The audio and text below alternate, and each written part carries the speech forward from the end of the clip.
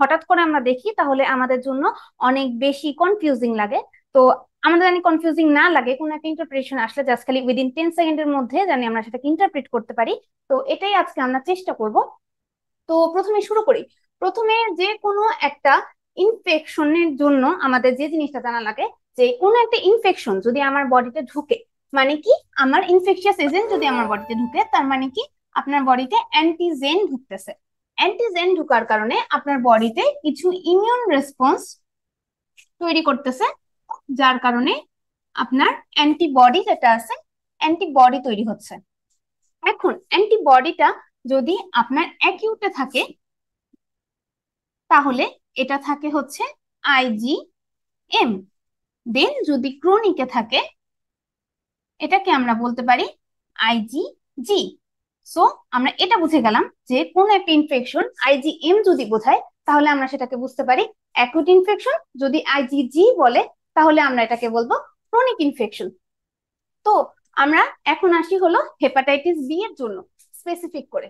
Hepatitis B যদি আমরা বলতে চাই, তাহলে হেপাটাইটিস বি এর কোন একটা ইনফেকশন বা infectious agent, hepatitis B virus যেটা আছে, সেটা যদি আপনার বডিতে ঢুকে, আমাদের হেপাটাইটিস বি ভাইরাসের ক্ষেত্রে আমাদের তিনটা অ্যান্টিজেন আছে। সেটা হলো এস অ্যান্টিজেন, সি অ্যান্টিজেন, ই অ্যান্টিজেন। তিনটা অ্যান্টিজেন। তো আপনার বডিতে যখন কোনো একটা ইনফেকশিয়াস পার্টিকেল ঢুকলো, তার মানে কি সে তিনটা অ্যান্টিজেন নিয়ে ঢুকলো। মানে আমরা প্রথমে আসি HBS, মানে এস অ্যান্টিজেন যেটা আছে সেটাকে নিয়ে। তো এর আগের স্লাইডে আমরা যেটা পড়ে আসলাম, এস অ্যান্টিজেন ঢুকলো আমাদের বডিতে, ইমিউনো রেসপন্স তৈরি করলো, তারপর ফলে আমাদের বডিতে এটার এগেনস্টে অ্যান্টিবডি তৈরি হলো, যেটা আমাদের বডিকে কি দিবে, প্রোটেকশন দিবে। এখানে কি অ্যান্টিবডি তৈরি হবে, এই অ্যান্টিজেনের এগেনস্টে আমার অ্যান্টিবডি তৈরি হয়েছে, তাহলে এটাকে আমরা বলতে পারি অ্যান্টি HBS অ্যান্টিজেন বা HBS অ্যান্টিবডি। তো এটাকে আমরা আগের স্লাইডে যেটা বললাম, যদি আমরা IgM থাকে, তাহলে আমরা বলবো অ্যাকিউট ইনফেকশন। যদি IgG থাকে, তাহলে আমরা এটাকে বলতে পারি ক্রনিক ইনফেকশন। আরেকটা ক্রনিক ইনফেকশন বলার সুবিধা কি, এই HBS অ্যান্টিজেন যেটা আছে, সেটা যদি মোর দেন 6 মান্থ পারসিস্ট করে, তাহলে আমরা এটাকে বলতে পারি ক্রনিক ইনফেকশন। এখন আসেন, আমরা এটা তো বললাম ন্যাচারাল ইনফেকশনের কথা। এখন যদি ভ্যাকসিনেশনের বেলা আমরা বলতে চাই, তাহলে ভ্যাকসিনেশনের ক্ষেত্রে আপনার পুরো ইনফেকশিয়াস পার্টিকেলটা বডির মধ্যে ঢুকানোর দরকার নেই।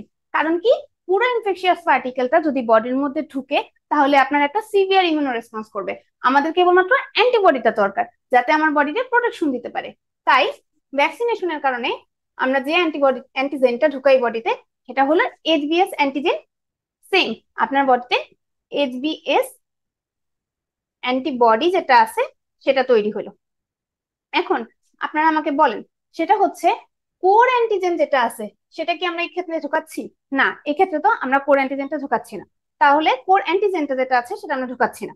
তাহলে কোর অ্যান্টিবডি যদি আমি চিন্তা করতে যাই, যেটা কোর অ্যান্টিজেনের রেসপন্সে তৈরি হবে, সেটা কোন ক্ষেত্রে তৈরি হবে, আমার ইনফেকশনের ক্ষেত্রে নাকি ভ্যাকসিনেশনের ক্ষেত্রে? অবশ্যই অ্যান্টিজেন আমরা দিচ্ছি ইনফেকশনের ক্ষেত্রে, তাই আমার অ্যান্টিবডি তৈরি হবে ইনফেকশনের ক্ষেত্রে। আমি যদি অ্যান্টিবডিটা ভ্যাকসিনেশনের ক্ষেত্রে দেখতে চাই, তাহলে ভ্যাকসিনেশনের ক্ষেত্রে আমার অ্যান্টিবডি যেটা আছে সেটা তৈরি হবে না। সো আমরা এটা দিয়ে ডিফারেন্সিয়েট করতে পারবো যে এটা ইনফেকশনের কারণে হয়েছে নাকি ভ্যাকসিনেশনের কারণে হয়েছে। আচ্ছা, এখন আসেন যে আপু আপনি তো বললেন অ্যান্টিজেনটা তৈরি হবে। অ্যান্টিজেনটা, অ্যান্টিবডিটা দেখে আমরা বুঝতে পারবো যে আমাদের ভ্যাকসিনেশনের জন্য তৈরি হলো নাকি পাস্ট ইনফেকশনের জন্য তৈরি হলো। তাহলে আপু আমরা কেন অ্যান্টিজেনটা দেখি না? নামের মধ্যে আছে সি অ্যান্টিজেন, মিন কোর অ্যান্টিজেন। এটা ব্লাডে পাওয়া যায় না। এটা হচ্ছে আপনি যদি একমাত্র লিভার বায়োপসি করেন, তাহলে পাওয়া যায়।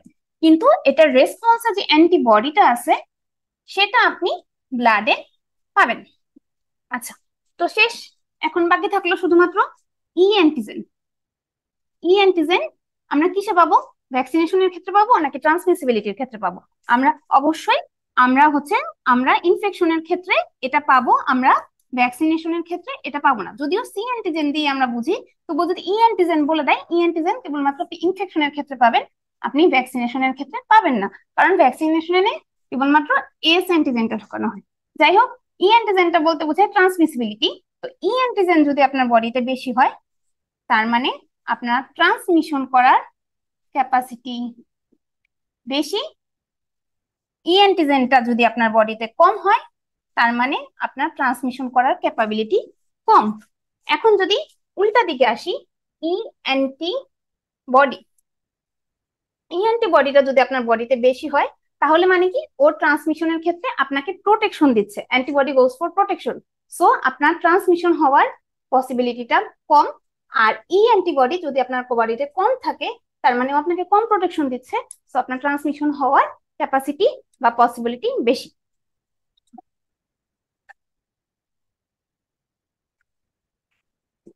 তো আজকের পরে মনে হয় না কারো কোনো রকম কোনো কনফিউশন থাকবে এটা নিয়ে।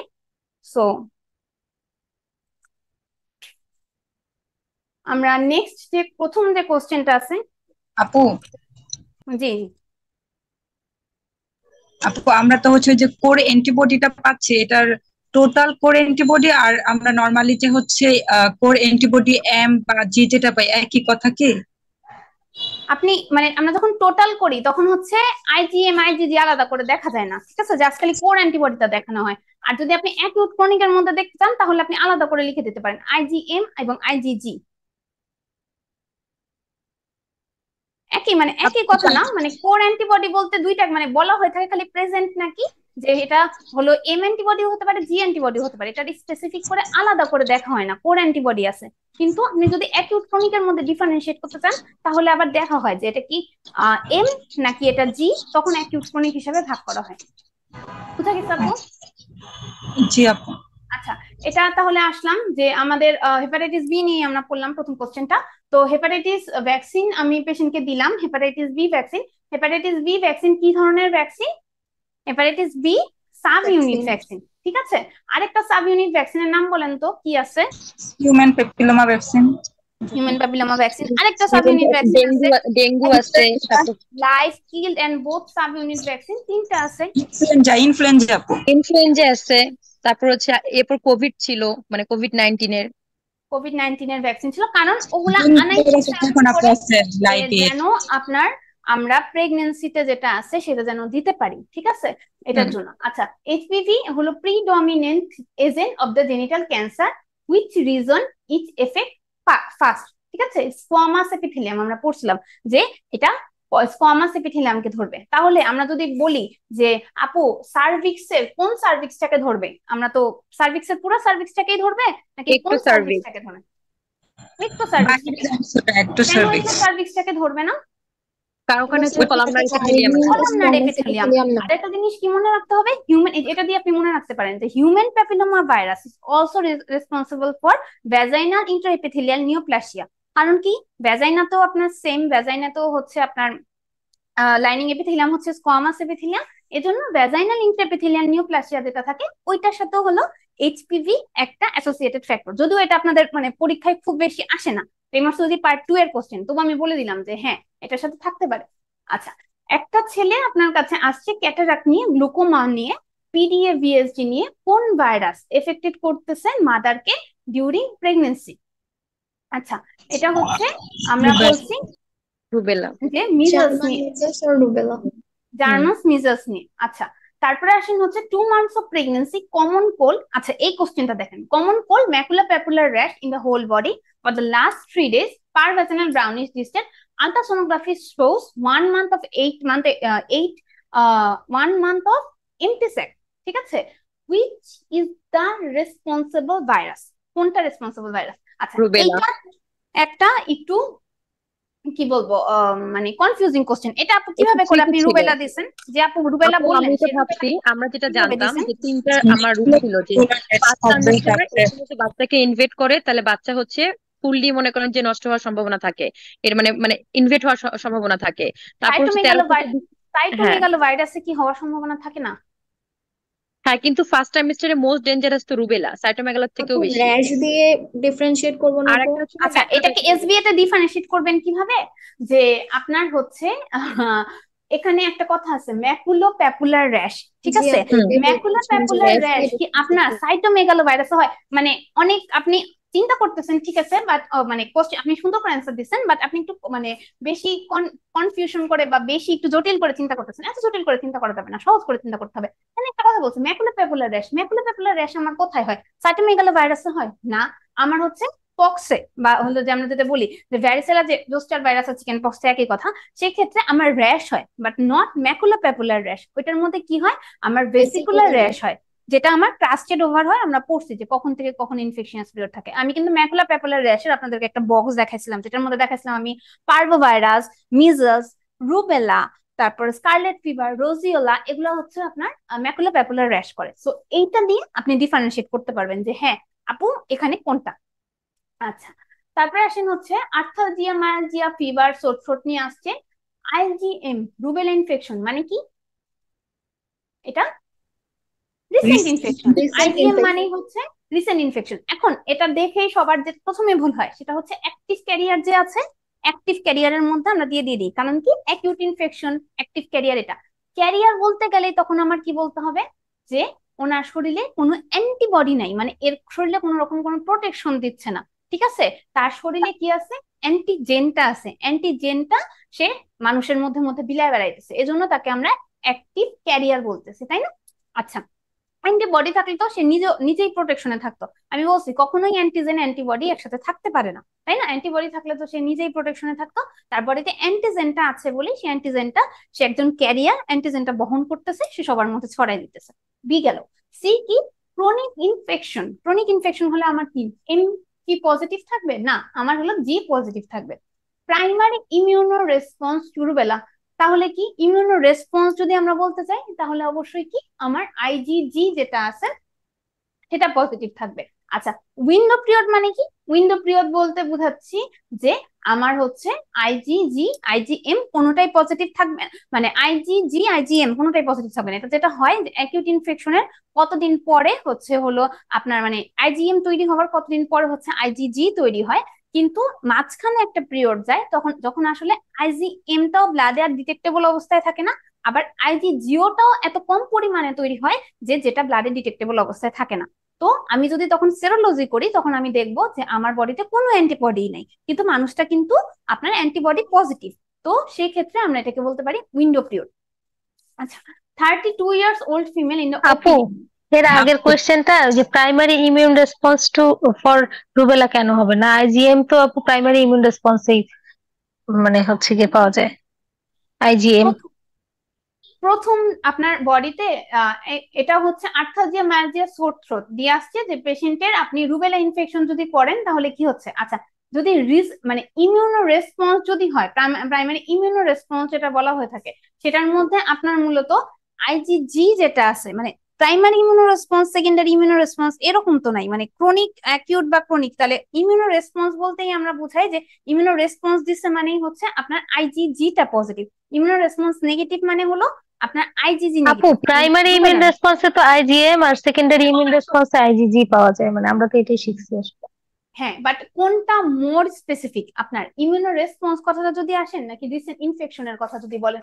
কারণ কি পেশেন্টটা বলছে যে আপনার এই যে আমি আবার সাইডটা বললাম, আর্থালজিয়া, মায়ালজিয়া, ফিভার, সোর থ্রোট, মানে ও আপনাকে ইনফেকশনের দিকে বেশি ইয়ে করতেছে, মানে কি বলবো পোক করতেছে, যে আপনার ওর বডিতে একটা ইনফেকশন হয়েছে, তাই না? ওর বডিতে এখন মানে এটার এগেনস্টে এখনো কোনো ইমিউনো রেসপন্স যেটা আছে, ইমিউনো রেসপন্স অবশ্যই হয়েছে, কিন্তু কোনটা বেশি বলতেছে যে ইনফেকশন এ আর বি এর মধ্যে যদি আপনি চিন্তা করতে চান যে ইমিউনো রেসপন্স অ্যান্টিবডি তৈরি হলে কি হয়, যে প্রোড্রোমাল যে সিমটম গুলো আছে সেটা আস্তে আস্তে করে কমতে থাকে, কিন্তু রিসেন্ট ইনফেকশনে কি হয় তখন অ্যান্টিজেনের মানে অ্যান্টিজেনের প্রভাবটাই আমাদের বডিতে বেশি থাকে বেশি, কিন্তু অ্যান্টিবডি যেটা আছে সেটা তৈরি হয় না। তৈরি হয় যে না তা না, অ্যান্টিবডি তৈরি না হলে তো আপনি পাইতেন না, অ্যান্টিবডি তৈরি হয়, বাট ইনফেকশন হওয়ার কারণে আমাদের অ্যান্টিজেনের প্রভাবটা বেশি থাকে। সো আমাদের যেহেতু বলছে এখনো সে ইনফেকশিয়াস, এখনো সে ইনফেকশনের সাইন সিমটম গুলা বেশি দেখাচ্ছে, so it's for recent infection. যদি বলতো যে না সে একটা হিস্ট্রি, মানে তার একটা ছিল যে সে হচ্ছে আর্থালজিয়া, মায়ালজিয়া, সোর থ্রোট এগুলা সে হলো আগে ছিল, যে হচ্ছে এখন নাই, এখন সে হলো সুস্থ, তাহলে আমি বুঝতাম যে তার ইমিউনো রেসপন্স হয়ে গেছে, তার বডিতে আইজিএম পজিটিভ, কিছুদিন পরে সে সুস্থ, কিন্তু কয়দিন পরে তার হলো আইজিজি হয়ে সে হচ্ছে এই ব্যাপারটার ক্ষেত্রে ইমিউন হয়ে যাবে। আচ্ছা, 32 years old female OPD ensues leukorrhea with fishy smell, giardia লামলিয়া। আচ্ছা, এটার মধ্যে যে কোশ্চেনটা একটুখানি মানে বোঝা যাচ্ছে না যে এই কোশ্চেনটা কি। আচ্ছা, জিয়ারডিয়া লামলিয়ার ক্ষেত্রে মানে এটার মধ্যে যে কোশ্চেনটা আপনাকে ওদেরকে বুঝাইতে চাইছে যে সিম্বায়োসিস কথাটা বুঝাইছে, যে ফার্স্টে যেটা বলছে যে লিউকোরিয়া নিয়ে আসছে, ফিশ স্মেল নিয়ে আসছে। সো আমাদের এটা ডায়াগনোসিস কি? এটা ডায়াগনোসিস হলো কিনা যে আমাদের ট্রাইকোমোনাস ভ্যাজাইনালিস মেইনলি। আচ্ছা, ট্রাইকোমোনাস ভ্যাজাইনালিসের সাথে একটা অর্গানিজম আছে যেটা হচ্ছে আমার সিম্বায়োসিসের মাধ্যমে থাকে, মানে হচ্ছে একই সঙ্গে দুইটা অর্গানিজম গ্রো করে। সেটা কি? আমার হলো জিয়ারডিয়া লামলিয়া বা গায়ারডিয়া লামলিয়া, যেটাই বলেন না কেন সেটা। আরেকটা অর্গানিজমও সিম্বায়োসিসে থাকে, সেটা হলো মাইক্রোপ্লাজমা হোমিনিস। ঠিক আছে, এই তিনটা অর্গানিজম, এটা হলো E9H এ আপনারা যদি দেখেন যে ওরা একটা রিসেন্টলি একটা কি বলবো না স্টাডি করছে, যেটার মধ্যে দেখছে যে মেইনলি ওরা ট্রাইকোমোনাস ভ্যাজাইনালিস আর জিয়ারডিয়া লামলিয়া এই দুইটার মধ্যে দেখছে, এবং মাইক্রোপ্লাজমা হোমিনিস একটা ট্রায়াল, এটা মানে কতগুলা দেখবেন যে এভিডেন্স বেস আছে, এটা হলো ইতে আছে যে আপনার মাইক্রোপ্লাজমা হোমিনিসও মানে সিম্বায়োসিসে থাকে। তো এই কোশ্চেনটা ওইটার বেসিসেই করা হয়েছে যে আপনার একটা কালচার যদি করেন আপনি দেখতে পারেন যে কেবলমাত্র একটা অর্গানিজমই না, এই যে যেমন আপনি দেখলেন যে ট্রাইকোমোনাস ভ্যাজাইনালিস হওয়ার কথা, কিন্তু আপু ওখানে টিস্যু কালচারে দেখাচ্ছে যে জায়ারডিয়া লামলিয়া। কেন? কারণ কি? এই অর্গানিজম গুলা একসাথে গ্রো করে, ওর সাথে ও হলো বন্ধু, ওরা একসাথে করে গ্রো করে। তাই দেখা যায় যে অনেক সময় কনফিউশন দেখা যায় যে আপনি যদি সবগুলো অর্গানিজম না দেখেন, আপনি যদি না জানেন যে মাইক্রোবায়োলজিস্ট যেটা বলে, যে মাইক্রোবায়োলজিস্ট যারা আছে তারা যদি ক্লিনিক্যাল ফিচার গুলো সম্বন্ধে সচেতন না থাকে, তাহলে যেটা হবে এইরকম একটা সাইন সিমটম নিয়ে যাবে এবং সে হলো জিয়ারডিয়া লামলিয়া নিয়ে টিস্যু কালচারের রিপোর্ট দিয়ে দিবে। কিন্তু সে আরেকবার একটু স্লাইডটাকে ভালো করে দেখবে না, কারণ তার মধ্যে এই মানে জ্ঞানটা নাই, যে সে জানে না যে এই দুইটা অর্গানিজম এই জায়ারডিয়া লামলিয়ার সাথে সিম্বায়োসিসে হইতে পারে। সো এটার জন্য এই ব্যাপারগুলোকে এমফাসিস করা হয়েছে। এখন এটার মধ্যে কোশ্চেন আসতে পারে, আপু এটা আপনি ক্লাসে পড়ান নাই, এটা কেন আপনি দিলেন কোশ্চেনের মধ্যে? কোশ্চেনের মধ্যে এই জন্যই আপনাদেরকে দিছি, প্রতিবার প্রতিবার এমআরসিজি পার্ট 1 কোশ্চেনে এরকম দুই একটা কোশ্চেন পাবেন, ওরা রিসেন্ট আপডেট থেকে দেয়। ঠিক আছে, তো এগুলা পারবেন না, এটা নর্মাল। ঠিক আছে, এটা পারবেন না, এটা নর্মাল। এটা নিয়ে খুব বেশি মন খারাপ করার মতো কোনো কিছু নাই, তো এটা না পারাটাই এটা ঠিক। ট্রাইকোমোনাস কেন পজিটিভ হবে না? মানে যেহেতু আপনি আমি বললেন যে যেটা বললাম যে ট্রাইকোমোনাস, আপনার এটাই দেখতে হবে যে ট্রাইকোমোনাস ভ্যাজাইনালিস, আচ্ছা tissue culture show giardia lamblia which organism is most susceptible, mycoplasma hominis যেটা হবে না, এটা হবে হলো ট্রাইকোমোনাস ভ্যাজাইনালিস। আমি তো বললামই যে মুখে যে ট্রাইকোমোনাস ভ্যাজাইনালিস, এটা ই অপশন দেওয়া আছে, ই অপশন হবে না, এটা হবে হলো আপনার বি অপশন, যে ট্রাইকোমোনাস ভ্যাজাইনালিস আর জিয়ারডিয়া লামলিয়া যেটা আছে এই দুইটা হচ্ছে সিম্বায়োসিসের মাধ্যমে হয়। এখন আসে নিউমোসিস্টিস কারেনি যেটা আছে, CD4 কাউন্ট কত? এটা হলো আমার পরীক্ষার কোশ্চেন। এটা আপনারা যারা এসএসসি পার্ট 1 পরীক্ষা দিয়ে আসছেন তারা ভালো মতো পারার কথা, যে কত যদি কম থাকে তাহলে। আচ্ছা, মেইনলি আমাদের যে কোশ্চেনটা আসছিল যে আমাদের থাকে যে 500 বেশি 500 কম এরকম। এখন দেখেন এখানে কিন্তু 500 কম দেয়া নাই। ঠিক আছে, তো যেটা কথা যে 500 কম দেয়া আছে, যে 200 থেকে 500 যেটা আছে 500 কম দেয়া আছে, আর একটা হচ্ছে 200 কম দেয়া আছে, এরকম করে একটা মানে লেঞ্জে একটা বক্স দেয়া আছে। তো এই কোশ্চেনটা আমার পরীক্ষার সময় আসছিল, তো এটা একটু দেখে নিন যে যারা পার্ট 1 দিচ্ছেন বা নেট থেকেও পাওয়া যায়, যে 500 কম কত হলে কোন কোন অর্গানিজম দিয়ে কি কি হতে পারে, 200 কম দিয়ে যদি হয় তাহলে কোন কোন অর্গানিজম দিয়ে কি কি হইতে পারে, এটা। আচ্ছা, তারপর আসেন group B streptococcus processes the following criteria. এখন আসেন যে গ্রুপ বি স্ট্রেপ্টোকক্কাসের মধ্যে আমরা যদি একটা একটা করে কোশ্চেন দেখি তাহলে কি গ্রুপ বি স্ট্রেপ্টোকক্কাস কি একটা গ্রাম পজিটিভ নাকি গ্রাম নেগেটিভ অর্গানিজম? অবশ্যই একটা gram positive. Gram positive organism. Beta haemolytic বাদ দিই, তাহলে আমরা জানি যে এটা হলো বিটা হিমোলাইটিক, সো এটা বিটা নন হিমোলাইটিক যেটা আছে সেটা না, ডি নাম্বার ফলস। আচ্ছা, ক্যাটালেস পজিটিভ, নো, এটা ফলস। আচ্ছা, তারপরে ফ্যাকাল্টেটিভ অ্যারোব যেটা আছে, আমি যখন আপনাদেরকে গ্রাম পজিটিভ অর্গানিজম পড়াইছিলাম দেখাইছিলাম যে মোস্ট অফ দ্য অর্গানিজম কি ফ্যাকাল্টেটিভ অ্যারোব, নো ফ্যাকাল্টেটিভ অ্যানারোব, সো ই নাম্বারটা হবে ফলস। আমরা এটা মানে সবগুলো আপনি তো জানেন এটা beta haemolytic, but exclusion criteria দিয়ে বাকিগুলো চেঞ্জ করতে পারবেন। হ্যাঁ, নাইসেরিয়া গনোরাই কোন মিডিয়াতে হয়? Thayer Martin media. এখানে যদি নাইসেরিয়া গনোরাই না দিয়ে মাইক্রোব্যাকটেরিয়াম টিউবারকুলোসিস দিয়ে দিত, মাইক্রোব্যাকটেরিয়াম দিয়ে দিত, তাহলে কোনটা হইতো? নোস্টেন জেনসেন মিডিয়া। সার্ভাইকাস মিয়ারের মধ্যে দেখাচ্ছে ক্লুসেল। ক্লুসেল কোন অর্গানিজমের সাথে অ্যাসোসিয়েটেড আমরা খুব ভালো মতো জানি, এটা হচ্ছে গার্ডেনেলা ভ্যাজাইনালিসের সাথে অ্যাসোসিয়েটেড। ক্লুসেল একটা কি ধরনের সেল? মানে কলামনার সেল। Very good. আচ্ছা, তারপরে আসেন হচ্ছে ফার্স্ট অ্যান্টিনেটাল ভিজিটে আছে এবং নন ইমিউন টু রুবেলা। আচ্ছা, সে হলো কনজেনিটাল রুবেলা সিনড্রোম নিয়ে বা খুব চিন্তিত, কারণ সে তো নন ইমিউন, তার শরীরে তো মানে তার শরীরে তো অ্যান্টিবডি নাই। তার মানে কি, তার শরীরে যদি অ্যান্টিজেন আসে এখন বাইরে থেকে কোনো ইনফেকশিয়াস পার্টিকেল যদি ঢুকে, সেটাকে বাধা দেওয়ার মতো কেউ নাই, শুট করে ঢুকে যাবে, তাই না? আচ্ছা, তাহলে সে এখন অনেক ভয় পাচ্ছে যে আমার বডিতে তো মানে ইনফেকশন ঢুকে গেলেও হলো কিনা যে সেটাকে রেসপন্স করার মতো কেউ নাই। আচ্ছা, তাহলে এখন কি এটার জন্য আমি কি তাকে বুঝাবো যে, আমি আপনাদেরকে কোশ্চেন জিজ্ঞেস করি যে না হলেও কোনো সমস্যা নাই, আমরা হলো যে আপনাকে ড্রাগ দিয়ে দিব, ওই যে আমরা যেমন কি বলবো হার্পিস সিমপ্লেক্সের বেলায় পড়ছিলাম যে অ্যাসাইক্লোভির দিয়ে দিই, তেমনি এটার বেলাও হচ্ছে কোন না কোনো ড্রাগ দিয়ে দিব। এরকম ড্রাগ কি অ্যাভেলেবল রুবেলার জন্য? না আপু। না আপু। রুবেলার জন্য এরকম কোনো ড্রাগ অ্যাভেলেবল না, 1 নাম্বার কথা। আচ্ছা, 2 নাম্বার কথা, তাহলে আপু এটাকে আমরা হচ্ছে ভ্যাকসিন দিয়ে দিই, এখন ভ্যাকসিন দিয়ে দিই, যেহেতু এর হলো কিনা যে এখনো কোনো রেসপন্স, ইমিউনো রেসপন্স নাই, ওকে ভ্যাকসিনেশন, এই যে advise vaccination as soon as possible, B number. না, হবে না, এটা লাইভ অ্যাটেনুয়েট এটা দেওয়া হবে না। যাবে না। তো প্রথম কোশ্চেনটা যেটা আছে সেটা তো হবে না। Reassure CRS is the result of infection during the first 6 weeks of the pregnancy, এটা না, 20 উইকস পর্যন্ত থাকে। Advise vaccination as soon as possible, vaccination দেওয়া যাবে না। এমএমআর ভ্যাকসিন হচ্ছে একটা live attenuated vaccine, live attenuated vaccine আমরা প্রেগন্যান্সিতে দিতে পারি না, কেবলমাত্র কিল্ড ভ্যাকসিন দিতে পারি। আচ্ছা, তারপরে আসেন হচ্ছে আহ এখন আসেন হচ্ছে যে আমরা কি করব, advise vaccination after birth when breast feeding has been ceases. কেন ব্রেস্ট ফিডিং দিয়ে কি আমার এই মানে মানে ভুল হয় কোথায়? ভুল হয় হচ্ছে মানে 16 উইকস অফ জেস্টেশনের আগে তো হবেই না, কারণ আমরা পুরো প্রেগনেন্সি পিরিয়ড জুড়ে এটা দেই না, মানে সেটা 16 সপ্তাহ হোক 30 সপ্তাহ হোক যখনই হোক না কেন আমরা দেই না। আমাদের কনফিউশন হয় সি নাম্বার অপশন নিয়ে আর ডি নাম্বার অপশন নিয়ে, কারণ কি আমরা তখন একটু মানে জটিল করে চিন্তা করতে চাই যে হ্যাঁ আপু ভ্যাকসিনেশনের মাধ্যমে তো অ্যান্টিজেন ঢুকাবো, অ্যান্টিজেন ঢুকালে এটা মনে হয় ব্রেস্ট মিল্ক দিয়ে পাস করে নাকি, এটার জন্য এটা দেয়া যাবে না। এরকম কোনো জিনিস নাই।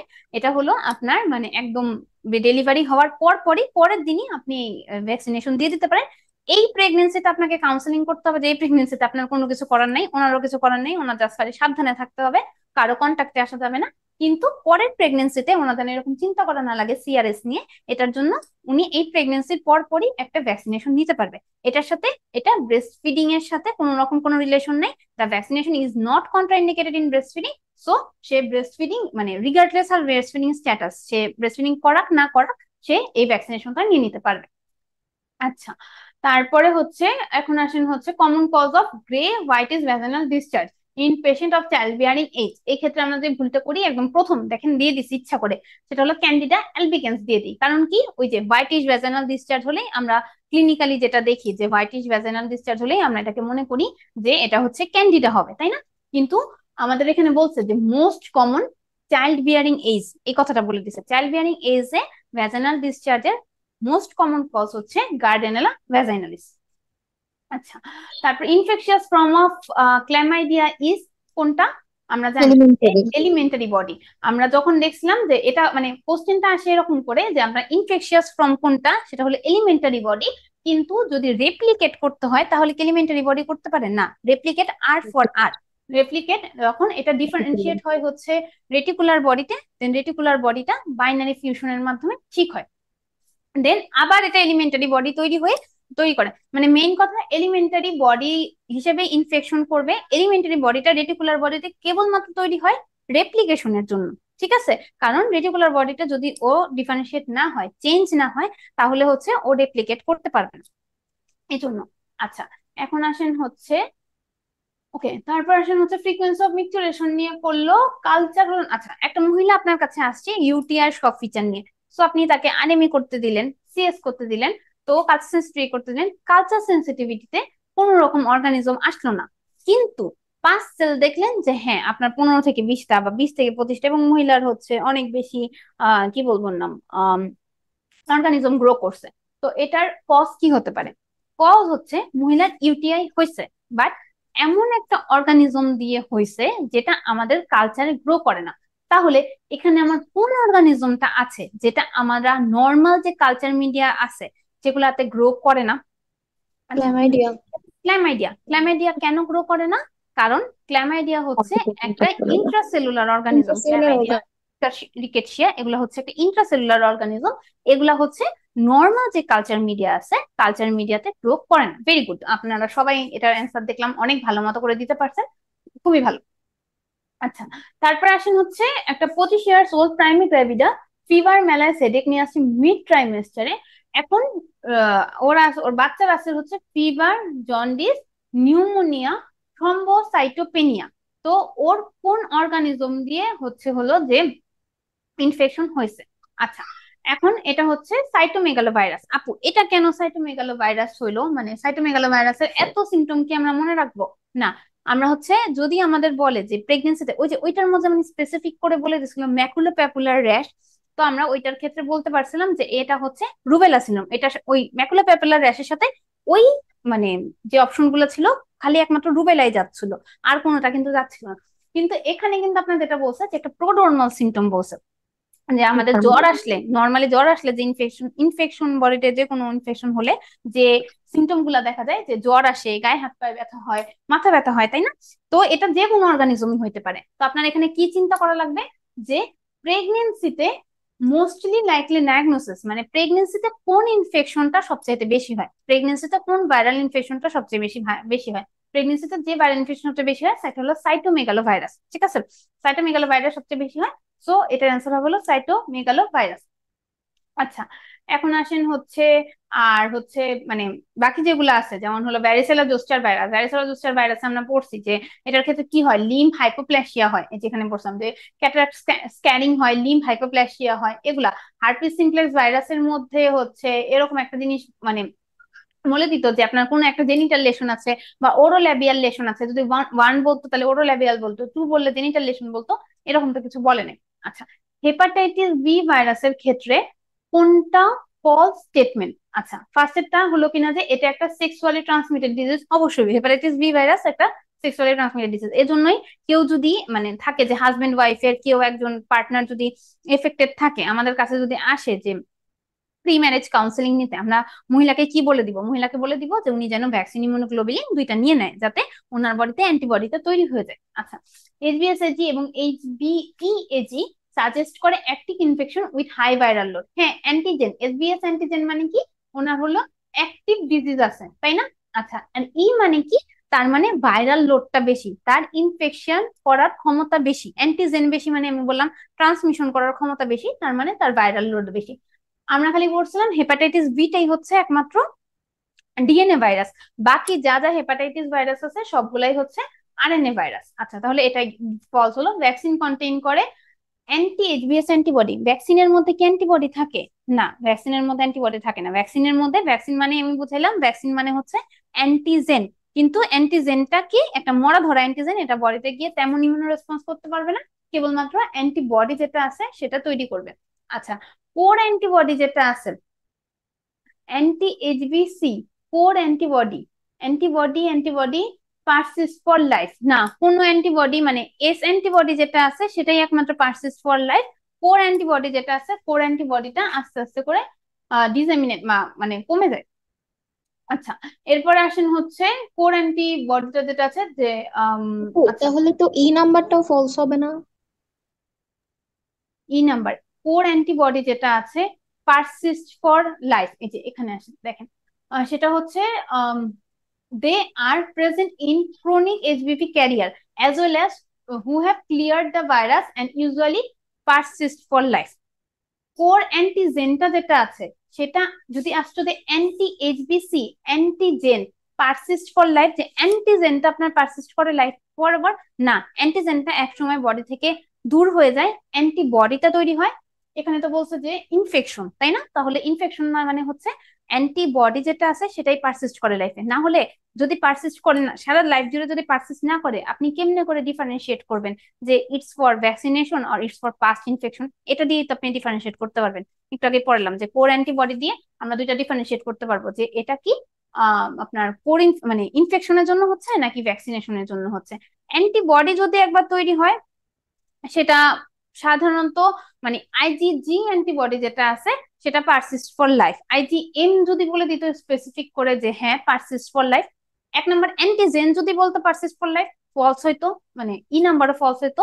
আর 2 নাম্বার কথা, আইজি এখানে যদি স্পেসিফিক করে বলে দিত এম অ্যান্টিবডি, তাহলেও ফলস হইতো। যেহেতু এখানে স্পেসিফিক করে কোনো কিছু বলে নাই, সো আমরা এটাকে ট্রু বলবো।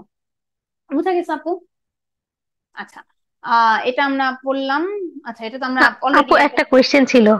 হ্যাঁ, আপু ওই যে হেপাটাইটিস বি পজিটিভ একজন হাজবেন্ড আর হচ্ছে গিয়ে ওয়াইফ জানে না তার কি আছে, তো আফটার ইন্টারকোর্স ও পেশেন্ট যদি আসে যে আমার হাজবেন্ড হচ্ছে hepatitis B antigen positive.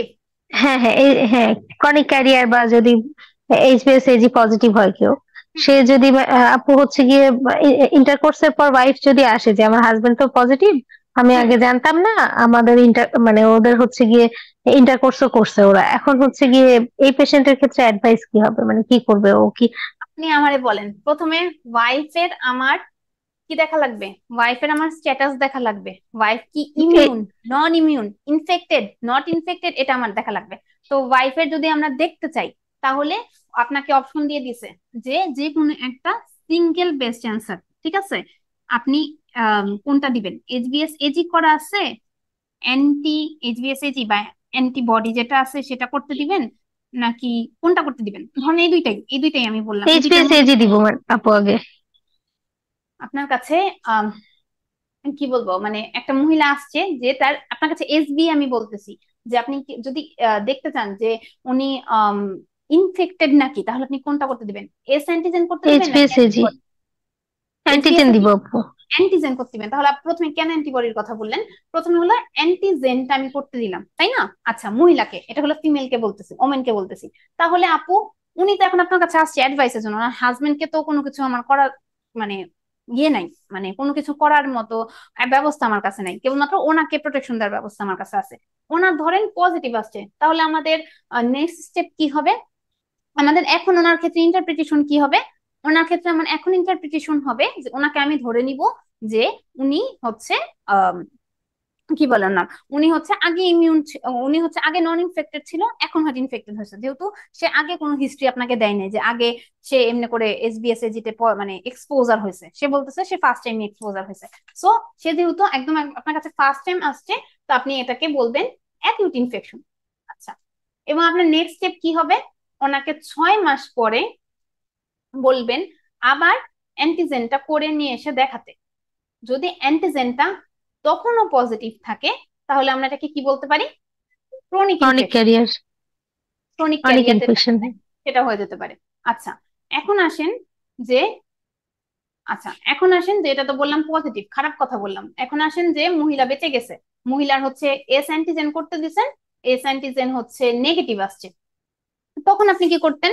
Next step হলো কিনা যে আপনি তাকে অ্যান্টিবডি যেটা আছে সেটা করতে দিবেন। অ্যান্টিবডি দেখবেন যে অ্যান্টিজেন নেগেটিভ মানেই যে তার বডিতে অ্যান্টিবডি তৈরি হয়েছে, মানে এটা হইতে পারে যে আপু অ্যান্টিজেন নেগেটিভ মানেই তো হচ্ছে আপনি পড়াইছেন অ্যান্টিবডি পজিটিভ। তাহলে আপু কেন আপনি বললেন যে অ্যান্টিজেনটা নেগেটিভ করার পরে আমরা এস অ্যান্টিবডিটা করতে দিব? এটা একটু বলেন তো।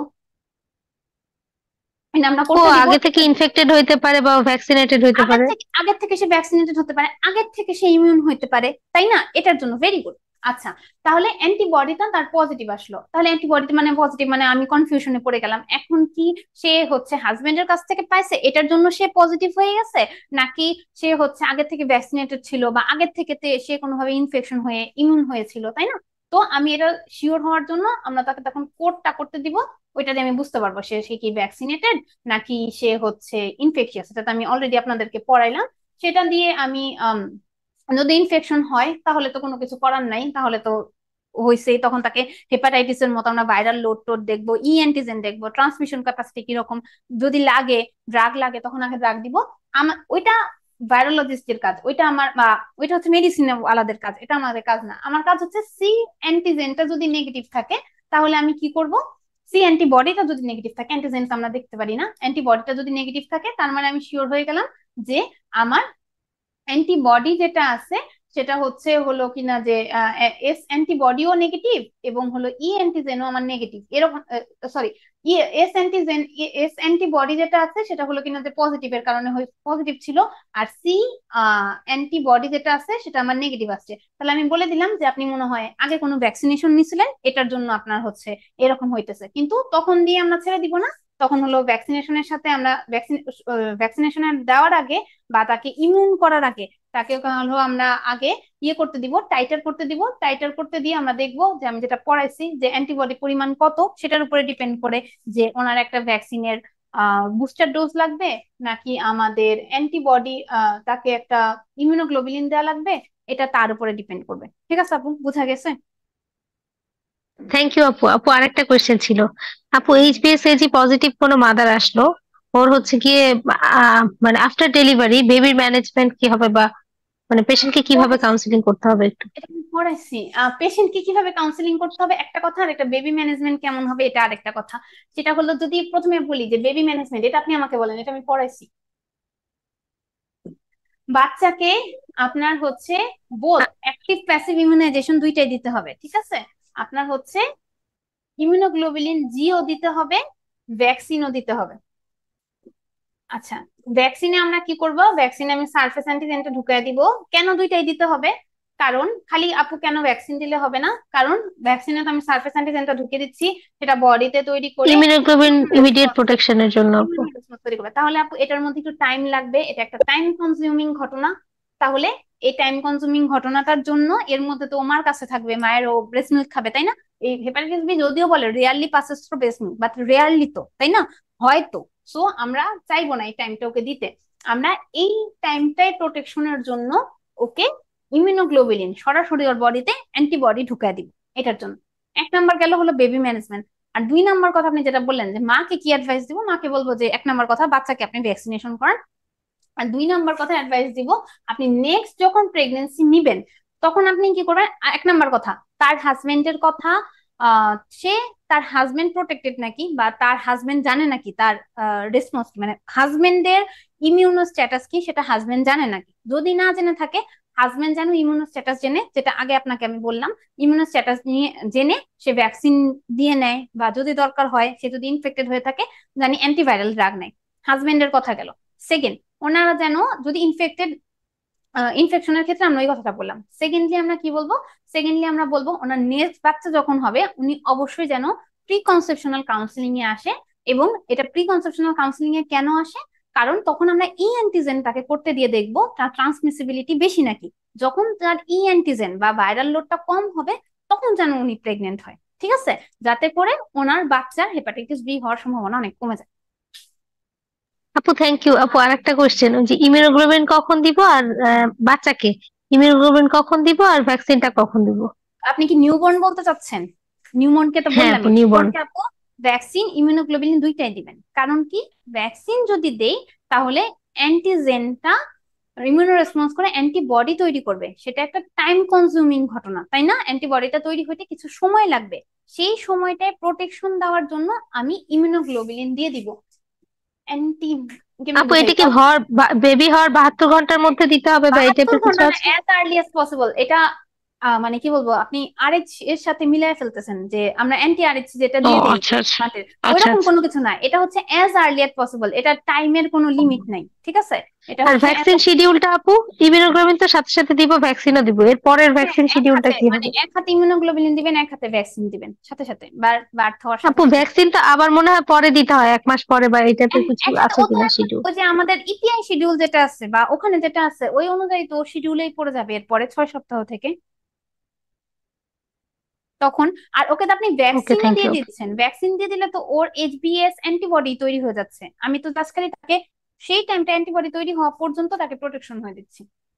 আচ্ছা, তারপরে আসেন হচ্ছে এটা আমাদের শেষ। আচ্ছা, স্কুল টিচার 23 বছর 19 উইকস প্রেগনেন্ট, সে রুটিন অ্যানোমালি স্ক্যানে আসলো, আহ দেখলো যে ফিটাসটা হাইড্রপস। সে হলো স্ল্যাপটিক ডিজিজের একটা ওয়ান অফ আর স্টুডেন্টের, মানে ওর একটা স্টুডেন্টের স্ল্যাপটিক হয়েছিল।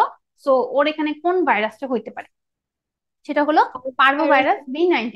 আমরা জানি যে আমাদের যদি বলে যে কোনো একটা পেশেন্টের মানে বাচ্চার এসআইটিস হয়েছে, কোনো একটা বাচ্চার মানে মানে ফিটাসের, বাচ্চার না ঠিক, ফিটাসের অ্যাসাইটিস হয়েছে, ফিটাসের অ্যানিমিয়া হয়েছে, এগুলা যদি আমাদের বলে তাহলে আমরা প্রথম কথাটা যেটা চিন্তা করবো সেটা হলো পারোভাইরাস B19। আচ্ছা, সেম ধরেন ফিচারটা আপনাকে দিছিল, মানে অ্যানোমালি স্ক্যান না, রুটিন অ্যানোমালি স্ক্যান করতে আসছে, হাইড্রোপস আসছে, তাহলে হলো সে স্ল্যাপচিক ডিজিজের হিস্ট্রি দেয় নাই, আপনার মাথায় কি অন্য কোনো একটা সিনারিও আসবে যে এটাও হতে পারে? মানে আমাদের পারোভাইরাস B19 এর সাথে আরেকটা জিনিস একটু এই মাত্রই বলছি, সাইটোমেগালো হতে পারে। সাইটোমেগালে তো কি অ্যাসাইটিস হয়? আমি ভাইরোলজির কথা বলতেছি না, এমনিতেই মানে জাস্ট খালি একটা মানে প্যাথোলজিক্যাল কন্ডিশন যেটা হচ্ছে প্রেগন্যান্সিতে অনেক কমন হয়। এবং মানে আমরা তো পারোভাইরাস B19 কয়টা দেখি দেখি না, হাইড্রোক্সিয়াম, পলিহাইড্রোমিয়াসে RH আর এই আইসোইমুনাইজেশন যেটা আছে পজিটিভ ওইটাতে। আইসোইমিউনাইজেশনও হয় পলিহাইড্রোমিয়াস।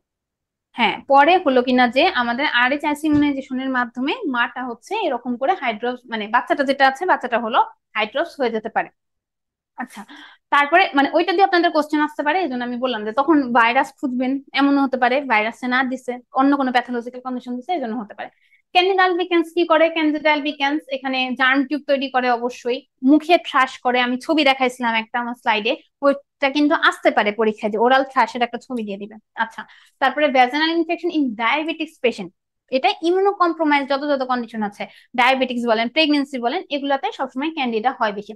কালচার ইন স্যাবোরো ডেক্সট্রোসাগার মিডিয়া, এটা এটার জন্য স্পেসিফিক, এবং এটা সবগুলাই হলো সত্যি। এরকম যদি দেখেন যে দুইটা মানে দুইটার বেশি মিলে গেছে, বেশি মানে বেশিরভাগ সময় দুইটা কনফিউজিং থাকে এমার্সিওলজিতে, যে দুইটা নিয়ে প্যাচ লাগে যে এটা হবে নাকি এটা হবে। আচ্ছা, দুইটার যদি বেশি থাকে যে তিনটা মানে মিলে গেছে আর যে তিনটা একই রকম হয়ে গেছে, তাহলে মোটামুটি অল অফ দ্য অ্যাবভ দিয়ে দিবেন, ঠিক আছে। কিন্তু দুইটা যদি হয়, বাকিগুলো যদি আপনি কনফিউশনে থাকেন, আরেকবার একটু দেখে নিবেন, কারণ বেশিরভাগ এমার্সিওলজির কোশ্চেন এরকম করেই আসে। আচ্ছা, 18 বছরের মহিলা সেক্সুয়াল হেলথ স্ক্রিনিং আসছে সেক্সুয়ালি ট্রান্সমিটেড ইনফেকশন নিয়ে, না স্ক্রিনিং নিয়ে, সে অ্যাসিমটোমেটিক, কিন্তু সে তার নিউ বয়ফ্রেন্ডকে নিয়ে কনসার্ন। কারণ কি? বয়ফ্রেন্ডের ডিসইউরিয়া আছে, পিনাইল ডিসচার্জ আছে, স্ক্রোটাল পেইন আছে। এখন আপনারা বলেন যে ওর মানে মোস্ট কমনলি ওর বয়ফ্রেন্ডের বা ওর হচ্ছে হলো কোন অর্গানিজম স্ক্রিনিং এ যেহেতু আসছে, স্ক্রিনিং এ পজিটিভ আসতে পারে? এটা ক্লামাইডিয়া, এটা হচ্ছে নন গনোকক্কাল ইউরেথ্রাইটিস। অ্যাসিম্পটোমেটিক কেন আছে। ক্ল্যামাইডিয়া ট্রাকোম্যাটিসে? তাহলে আপু কেন ও মানে কেমনে করে বুঝলেন যে এটা ক্ল্যামাইডিয়া? আমি এটা কেন? অ্যাসিম্পটোমেটিক আছে যেটা নন ফিমেল। গনোকক্কাল ইউরেথ্রাইটিস, দ্যাট মিনস হচ্ছে আর নন গনোকক্কাল ইউরেথ্রাইটিস এর 1 নম্বর কজ হচ্ছে ক্লামাইডিয়া। আচ্ছা, আরেকটা আপনি চিন্তা করতে পারেন এক্ষেত্রে, যে কোশ্চেনটা দিয়ে চিন্তা মানে সহজে আসে, সেটা হলো যে ক্ল্যামাইডিয়ার ক্ষেত্রে, ঠিক আছে, অ্যাসিম্পটোমেটিকের সংখ্যাটা বেশি। এটা হচ্ছে বলছিলাম আপু যে অ্যাসিম্পটোমেটিক দেখে 50% মেন এবং 80% women asymptomatic after initial infection, বলছে না নিউ বয়ফ্রেন্ড, ঠিক আছে। এবং বলছে যে এটা ইনিশিয়াল ইনফেকশনের ক্ষেত্রে মহিলা যেহেতু 80% মহিলা হচ্ছে অ্যাসিম্পটোমেটিক থাকে, তাহলে দেখেন বয়ফ্রেন্ডের কিন্তু কি বলবো নাম ইনফেকশন আছে, এবং তার মধ্যে হয়তো ইনফেকশনটা পাস করছে, এবং ইনফেকশনটা পাস করে সেও ইনফেকশিয়াস, কিন্তু তার ক্ষেত্রে ইনফেকশনটা দেখা যাচ্ছে না। কারণ কি? ক্ল্যামাইডিয়ার ক্ষেত্রে 80% ক্ষেত্রে ফিমেল পেশেন্টরা অ্যাসিম্পটোমেটিক থাকে।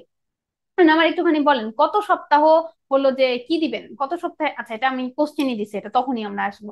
আচ্ছা, 22 সপ্তাহ জেস্টেশনে আছে, সেকেন্ড প্রেগনেন্সি, সে ফার্স্ট প্রেগনেন্সি নিয়ে খুবই কনসার্ন, কারণ যেটা হচ্ছে তার মানে আম, তার প্রথম বাচ্চা যেটা আছে সেটা ডিপ with delayed development, small for gestational age, সে হচ্ছে জন্ডিস হয়ে গেছিল শর্টলি আফটার বার্থ।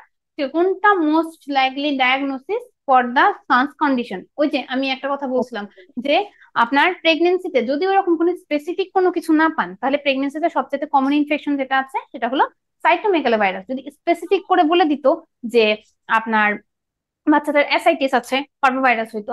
যদি বলে দিত বাচ্চাদের ক্যাটারাক্ট, PDA VSG আছে, সেন্সরি নিউরাল ডিফনেস আছে, তাহলে হলো রুবেলা হইতো, হাইপোপ্লাসিয়া অফ দ্য লিম্ফ, এরকম করে বলে দিত, তাহলে ব্যারিসেলোসিস। এটা কি মানে সব মিলিয়ে একটা মানে কি বলবো, মানে সবগুলাতে যে কমন সিমটম গুলা পাইছেন মোটামুটি কমন সিমটম গুলাই না, এরকম যদি চিন্তা করেন তাহলে দেখবেন যে সবচেয়ে কমন প্রেগনেন্সিতে কোনটা হয় সেটা হলো সাইটোমেগালোভাইরাস। আপু, এখানে যে সাইটোমেগালো আর রুবেলা দুইটাই আছে, সো এখানে যদি আপনি যেটা আমাকে বুঝিয়েছিলেন আপু, যে সেন্সরি নিউরাল ডিফনেস যদি এখানে একদম স্পেসিফিক করে থাকতো, তাহলে SB অনুযায়ী আমি সাইটোমেগালোকে ট্রু দিতাম না আপু, 1 নম্বরে যেহেতু আছে। সেন্সরি নিউরাল ডিফনেস যদি মানে বলে দিত যে ওর বাচ্চার সেন্সরি নিউরাল ডিফনেস ছিল, এখানে কি জি আছে না, আপু। সেন্সরি নিউরাল ডিফনেসের কথা স্পেসিফিক করে বলে নাই, তো এরকম যদি বলে দিত তাহলে হলো কিনা আমরা স্পেসিফিক করে ওইটার কথা বলতাম। সাইটোমেগালো দিতাম, তাই না আপু? মেগালোভাইরাস সিস্টেম, কিন্তু এখানে অনেকগুলা সিমটম দিচ্ছে, দেখেন যে ডিলেড ডেভেলপমেন্ট, স্মল পর, জন্ডিস হয়ে গেছে, যেগুলো আবার সবগুলা মানে কি বলবো ওর নাম, আমার রুবেলার সাথে যাচ্ছে না। তো এটার জন্য আমরা হলো সাইটোমেগালোভাইরাস, দেখেন একটা কিন্তু আমার মিলে, যে ডিপ যেটা আছে ওইটা মিলতেছে, তাই না? তাহলে আমরা মনে করতে পারছি হ্যাঁ আপু এটা মনে হয় রুবেলা, কিন্তু বাকি যেগুলো আছে ওগুলো আমার মিলতেছে না, 1 নাম্বার কথা। 2 নাম্বার কথা, আমার প্রেগনেন্সিতে মোস্ট কমন ইনফেকশন হচ্ছে সাইটোমেগালোভাইরাস, এই দুইটার জন্য আমি মিলাই দিতেছি। আপু আরেকটা ইনক্লুডেড ইনফরমেশন, যে হুম স্মল ফর জেস্টেশন যে কথাটা, এটা আমাদের হুম। এফসিপিএস এ বলছিলেন যে স্মল ফর জেস্টেশনটা ইউকে তে মোস্ট কমন কজ হচ্ছে সাইটোমেগালো। হ্যাঁ, এটাও একটা কজ, যে হ্যাঁ প্রেগনেন্সিতে মোস্ট কমন কজ হচ্ছে সেটা। ওই তো মানে যে যেমনে মনে রাখে আপু, এটা হচ্ছে আপনাদের মনে রাখার উপরে, যে হ্যাঁ এটার কমন কজ কি। সবচেয়ে সহজ জিনিস হচ্ছে প্রেগনেন্সিতে যদি আমরা মনে রাখি যে হ্যাঁ সবচেয়ে কমন হচ্ছে সাইটোমেগালো ভাইরাস, তাহলে দেখবেন আপনার জন্য বোঝাটা অনেক বেশি সুবিধাজনক হয়ে যাবে। জি আচ্ছা, আপু, জাস্ট এখন ইনফরমেশন কি শেয়ারিং। মাইক্রোবায়োলজি 2 এর স্লাইড দেখা যাচ্ছে? আমি একবারে আপনাদেরকে শেষ করে দিই, আপনাদের অ্যানাটমি এর পর একটা হিউজ ক্লাস আছে, আমি একবারে শেষ করে দিই।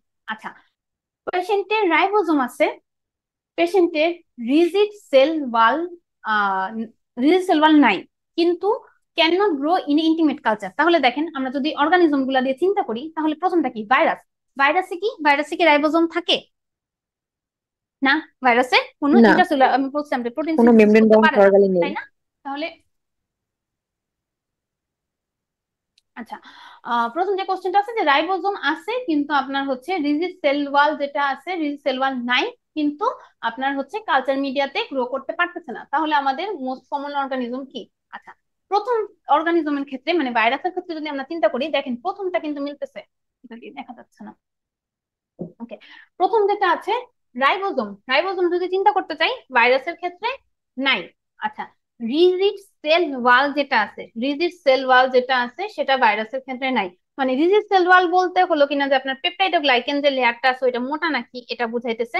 আচ্ছা ঠিক আছে, এটা আমার ভাইরাসের সাথে মিললো, কিন্তু এটা ইন্টিমেট কালচার যেটা আছে, ইন্টিমেট কালচারে গ্রো করা যায় না, এটাও আমার ভাইরাসের সাথে মিললো, কিন্তু প্রথম যেটা আছে সেটা আমার ভাইরাসের সাথে মিলে নাই।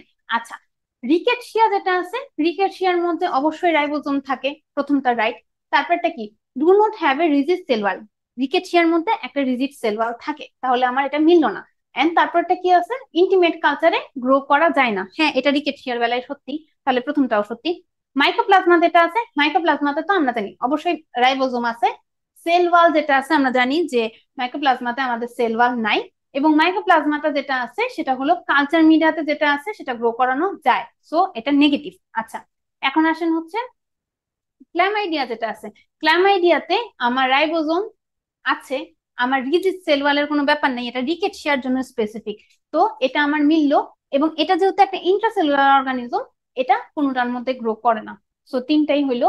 আরেকটা কি হলো, ব্যাকটেরিয়া যেটা আছে, ব্যাকটেরিয়ার মধ্যে রাইবোজোম থাকে, ব্যাকটেরিয়ার মধ্যে do not have a rigid cell wall, ব্যাকটেরিয়াতে কোনো রিজিড সেল ওয়াল থাকে না, ব্যাকটেরিয়াতে একটা পেপটাইডোগ্লাইকেনের একটা সেল লেয়ার থাকে, এটা কেবলমাত্র রিজিড সেল ওয়ালটা কেবলমাত্র রিকেটশিয়ার জন্য স্পেসিফিক, এটা মনে রাখবেন।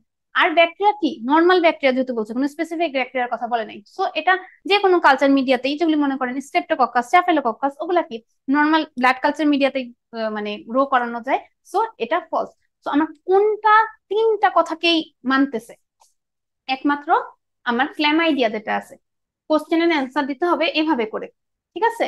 কোশ্চেনের অ্যান্সার দিতে হবে মানে দেখে, মানে এভাবে করে আপনারা দেখবেন, যারা এখন এই ব্যাচে তো মনে হয় কি এফসিপিএস পরীক্ষা দিবেন না, এফসিপিএস আমার যে কজনের সাথে করা হচ্ছে মোটামুটি এফসিপিএস করা আছে, বা নিউ কামার যারা আছে তারা আছে, কিন্তু এটা কিন্তু এফসিপিএস এ কিন্তু এখন এই টাইপের কোশ্চেন গুলো আসে, যে আপনার তিনটা সিনারিও দিয়ে দেয়, বা তিনটা বা চারটা এরকম দিয়ে দেয়, যে কোনটা তিনটাকে বা কোনটা দুইটাকে একদম ফুলফিল কভার করে, আমার এরকম ক্রস চেক করে করে দেখতে হবে কোনটা তিনটাকেই বা দুইটাকেই কভার করে, ওইটাকে আমার দিতে হবে। আচ্ছা, এরপর আসেন হলো small white umbilicated white papule in the labia মেজোরাতে কোনটা সবচেয়ে বেশি করে, মলাস্কাম কন্টাজিওসাম, মলাস্কাম কন্টাজিওসামের ছবিও আসতে পারে। এই যে দেখেন, এটাকে বলে ডোম, ডোম শেপ একটা, কি বলবো, ডোম শেপ একটা প্যাপিউল তৈরি করে, বা ডোম শেপ স্কিন মানে লেশন তৈরি করে, এই যে এটা হচ্ছে মানে ডোম ডোম দেখতে না, এটা হচ্ছে আপনার মলাস্কাম কন্টাজিওসামের জন্য আমার সত্যি, ঠিক আছে? এই ছবিটা ভালো করে দেখে রাখেন। আচ্ছা, infection to produce aplastic crisis, sickle cell disease যদি থাকে তাহলে কোনটাতে আমার হতে পারে, এটা একটু ভুল আছে, এটা হচ্ছে আপনার রুবেলা ভাইরাস। আমার মানে দুইটার মধ্যে দুইটা একটু ভুল আসছে। একটা হলো কিনা যে আপনার ট্রাইকোমোনিয়াসিসের মানে মাইক্রোবায়োলজি 1 এর যে ট্রাইকোমোনিয়াসিসের কোশ্চেনটা যে সিম্বায়োসিসে কোনটা থাকে, আর এটা হচ্ছে আমার এখানে এই দুইটা একটুখানি ভুল আসছে। যে এই মানে আপনাদের অবশ্য অপশনে আমি ইয়েতে ঠিক করে দিছিলাম যে পারোভাইরাস B19 এর সাথে আপনার হচ্ছে কোনটা সবচেয়ে বেশি বেশি থাকে, সেটা হচ্ছে আমার সিকেল সেল ডিজিজ যেটা করে সেটা হচ্ছে পারোভাইরাস B19 যেটা আছে সেটা করে। কারণ কি, আমি অ্যানিমিয়া, যখনই আমি পারোভাইরাস বলতে চাইলাম, আমি বললাম যে কতগুলা কথা আপনার মনে রাখবেন, অ্যাসাইটিস, অ্যানিমিয়া, এগুলা যদি বলে, স্ল্যাপটিক সিনড্রোম, এগুলা যদি বলে, এগুলা বললেই তাহলে হবে হচ্ছে, বা তিনটা যদি একবারে বলে দেয়, অ্যানিমিয়া, লিউকোপেনিয়া, থ্রম্বোসাইটোপেনিয়া, তিনটাই হচ্ছে, তাহলে হচ্ছে পারোভাইরাস B19। আচ্ছা, presence of clue cell are associated with which organism, আমাদের গার্ডেনেলা ভ্যাজানালিসের সাথে, এটা আমরা জানি।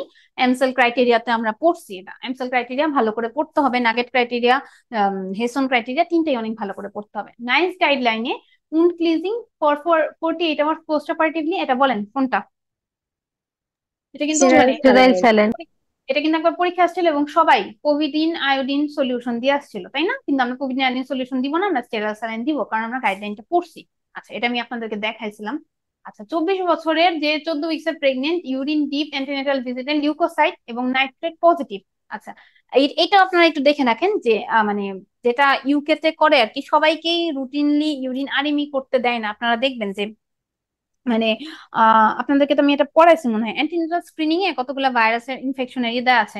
ইউটিআই হচ্ছে ওখানে কমনলি করা হয় না, কারণ ইউটিআই দেওয়ার আগে ওরা দেখে যে মানে ডিপস্টিক টেস্ট করে দেখে যে আপনার লিউকোসাইট এবং হচ্ছে নাইট্রেট যেটা আছে সেটা পজিটিভ নাকি।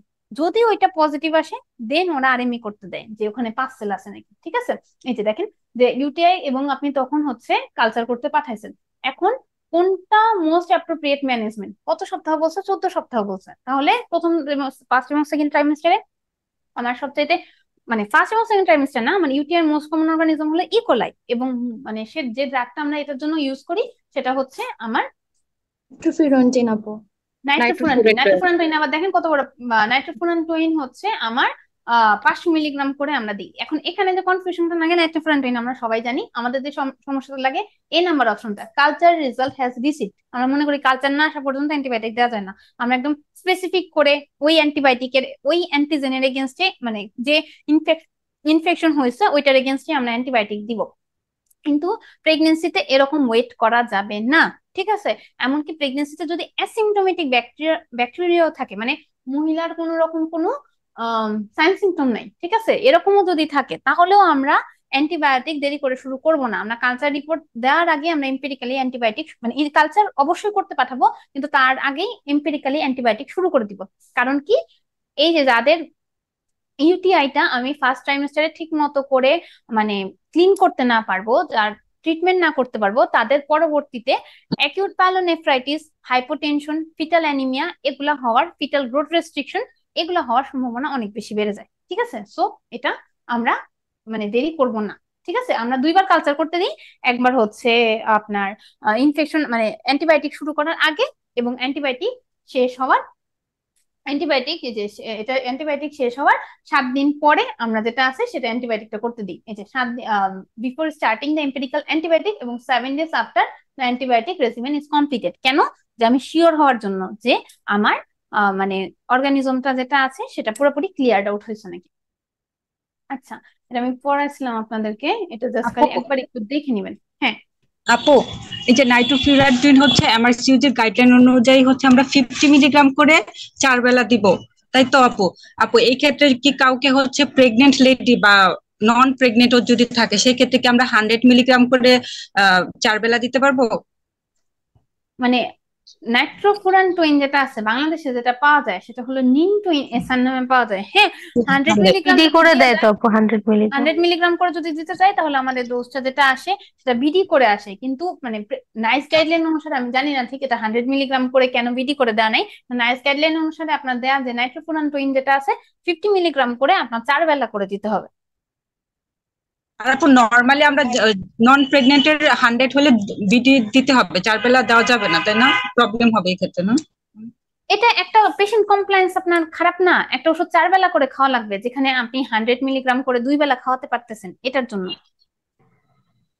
আচ্ছা। মানে এটা আমি জানি না কেন ওরা 100 মিলিগ্রাম করে বিডি দেয় নাই, আমি জানি না কিসের জন্য, বাট এটা একদম গাইডলাইনে এই লাইনটাই লেখা আছে যে কোন অ্যান্টিবায়োটিকটা দিতে হবে সেটা। আচ্ছা, তারপরে আসি হচ্ছে, এটা আমি জানি না যে কেন ওরা মানে ইয়েতে দেয়নি, 100 মিলিগ্রাম করে দেয়নি, এটা আমার জানা নাই। আচ্ছা, তারপরে আসেন হচ্ছে এই যে দেখেন, আচ্ছা 50 মিলিগ্রাম করে কিউডিএস বা 100 মিলিগ্রাম করে বিডি ফর 7 ডেজ। 100 মিলিগ্রাম করে আপনি বিডিতে দিতে পারবেন, এটা আছে, সরি 100 মিলিগ্রাম করে আপনি বিডিতে দিতে পারবেন, কিন্তু এখানে 100 মিলিগ্রাম যেহেতু আপনার অপশনে লেখা নাই, তো আপনি এখানে 50 মিলিগ্রামই দিবেন। আচ্ছা, এরপর আসেন হচ্ছে আমরা 33 ইয়ার্স ওল্ড ওমেন, যে 16 উইকস এর প্রেগনেন্ট, সে 4D ইয়েলো ভ্যাজাইনাল ডিসচার্জ এবং ভ্যাজাইনাল সোরনেস নিয়ে আসছে, ট্রাইকোমোনিয়াসিস হয়েছে, ট্রাইকোমোনিয়াসিসে ক্লাসিক 4D পার ভ্যাজাইনাল ডিসচার্জ থাকে। এখানে আমাদের একটু ভুল হয়, সেটা হচ্ছে হলো আমরা মনে করি এটার অ্যান্সার হবে হচ্ছে 70%, কারণ এটা তো আপু পড়াইছিল বা শিটে লেখা আছে যে 70% ক্ষেত্রে পেশেন্টের হচ্ছে ট্রাইকোমোনিয়াসিসের সিমটম থাকে। কিন্তু এখানে একটা কথা হলো এক্সট্রা করে বলে দিছে, ক্লাসিক 4D ইয়েলো পার ভ্যাজিনাল ডিসচার্জ বেশিরভাগ ক্ষেত্রে ট্রাইকোমোনিয়াসিস কি সিমটম নিয়ে আসে, যে vaginal discharge, watery vaginal discharge হচ্ছে ডেটিং ফ্রম মিনস্ট্রেশন এরকম নিয়ে আসতেছে, বা আমরা প্রেগনেন্সির সময় দেখা যাচ্ছে যে মিনস্ট্রেশনের সময় না হলেও সে হচ্ছে পার ভ্যাজিনাল একটা ওয়াটারি ডিসচার্জ নিয়ে আসতেছে। এই যে আমরা যেটা ট্রাইকোমোনিয়াসিসের জন্য পড়ছি যে স্পেসিফিক করে যে 4D ইয়েলো পার ভ্যাজিনাল ডিসচার্জ, ঠিক আছে, সেটা কেবলমাত্র 20% ক্ষেত্রে পাওয়া যায়। সো এটা একটু মনে রাখতে হবে যে মানে ট্রাইকোমোনিয়াসিসের ক্ষেত্রে তিনটা মানে পার্সেন্টেজ, সেটা হচ্ছে সিমটম যদি থাকে, সিমটম থাকবে, এক নম্বর কথা সিমটম থাকবে না 50% ঠিক আছে, সিমটম থাকবে হচ্ছে 70%। আচ্ছা, এখন আসেন হলো সিমটম যদি থাকে, সবারই কি ওই যে ক্লাসিক 4D ডিসচার্জ থাকবে না, এই 70%-এর মধ্যে খালি 20%-এর এরকম ক্লাসিক 4D ডিসচার্জ থাকবে। আচ্ছা, আমি হলো 26 বছরের একটা মহিলাকে দেখাচ্ছি, ফার্স্ট অ্যান্টিনেটাল কেয়ারে, 9 উইকস প্রেগনেন্ট এবং ব্লাডে শো দেখাচ্ছে নন ইমিউন রুবেলা। এটা তো আমরা আগের বাড়ি অ্যান্সার, মানে এর আগের যে মাইক্রোবায়োলজি 1 যে ক্লাস আছে ওটার মধ্যে তো আমি অনেক বেশি করে এটাকে আলোচনা করে আসছি। 24 ইয়ার্স পেশেন্ট, এসটিআই স্ক্রিনিং এর জন্য আসছে, ডিসইউরিয়া 5 ডেজ সেটেল।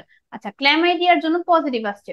এই যে এই কোশ্চেনটা আমি বলতেছিলাম যে কন্টাক্ট ট্রেসিং যদি করতে চান, তাহলে ওর কন্টাক্ট ট্রেসিং করার কত দিনের জন্য দরকার বলেন এটা? আপু আর 4 যদি সপ্তাহ সিমটোমেটিক হয় তাহলে হচ্ছে লেগা 4 উইকস, আর যদি হচ্ছে এসিমটোমেটিক থাকে তাহলে হচ্ছে 6 মান্থ বা 6 মান্থের বেশি আচ্ছা, এরকম। এটা না আপু, মানে এটা আপনি জানেন ভালো কথা, আপনাকে আমি কোশ্চেনটা জিজ্ঞেস করছি যে স্পেসিফিক এই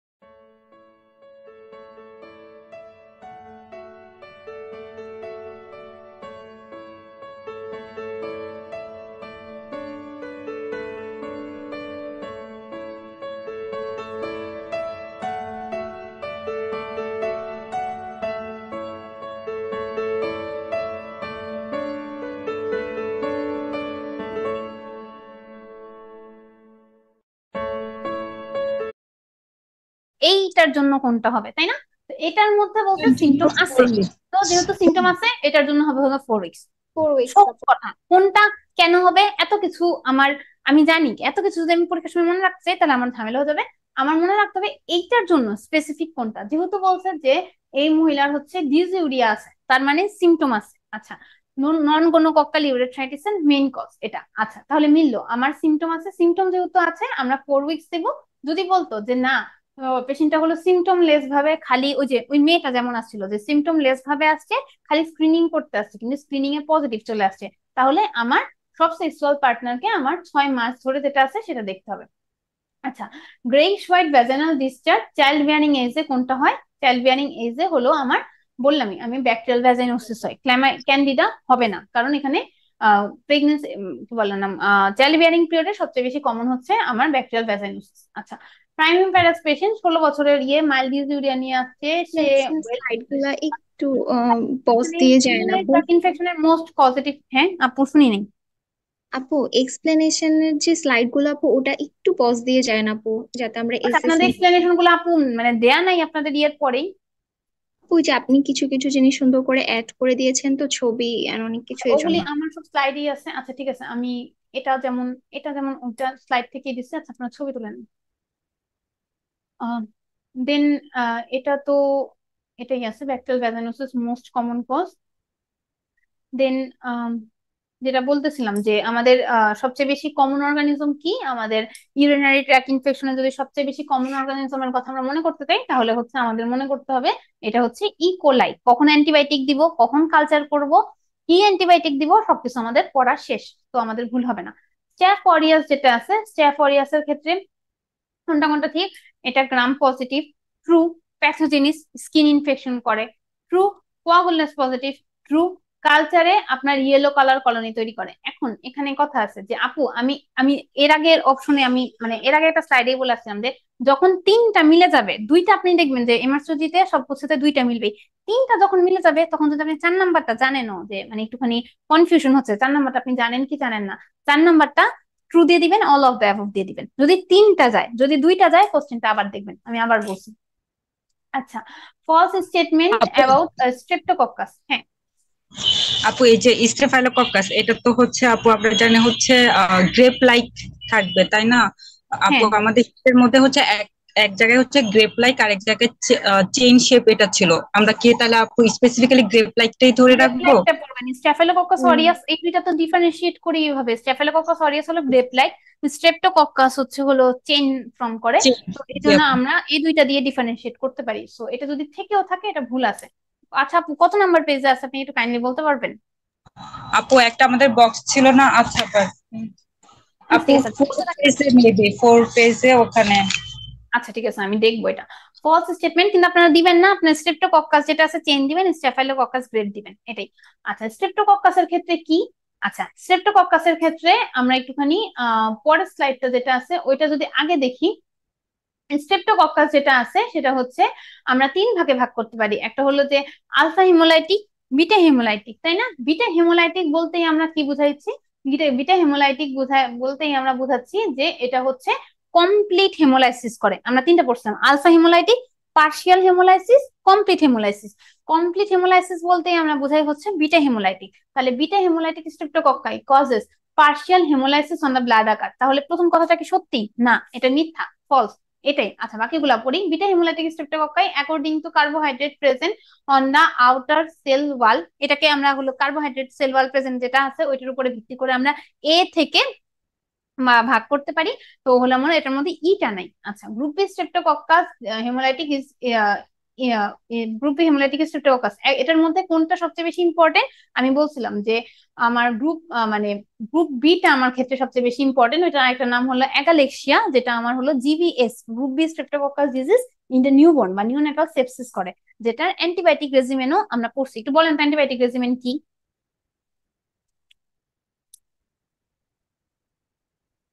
কোন অ্যান্টিবায়োটিক দিব যদি মায়ের মানে ওই যে ইন্ডিকেশন গুলা থাকে যে মায়ের ইন্ডেক্স প্রেগনেন্সিতে আপনার পজিটিভ আসছে।